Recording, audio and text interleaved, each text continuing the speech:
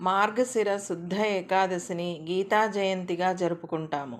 ప్రపంచంలో ఏ ఇతర గ్రంథానికి దక్కని గౌరవం భగవద్గీతకు లభించడం దాని యొక్క విశిష్టతను తెలియజేస్తుంది.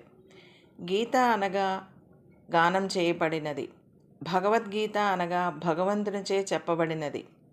కృష్ణ పరమాత్మ అర్జునుకు ఉపదేశించినప్పటికీ అది అర్జునుని మిషగా చేసుకొని మానవాళికంతటికీ బోధ చేయబడిన తత్వోపదేశంగా భావిస్తారు. ఇది వ్యాస మహాభారతంలో ఒక భాగం. అసలు మహాభారతానికి ఇంతటి ఘనత రావడానికి భగవద్గీత అందులో ఉండటమే అంటారు కొందరు. ఇంత విశిష్టగల గ్రంథం మన భారతీయులది కావటం మన అదృష్టంగా భావించాలి. దీన్ని అందించిన వ్యాస భగవానుడు చిరస్మరణీయుడు. గానం చేయబడిన గీత ఆచరించవలసినది. మనమంతా గీతలోని జ్ఞానాన్ని అర్థం చేసుకుందాం, ఆచరణలో పెడదాం, భావితరాలకు అందిద్దాం.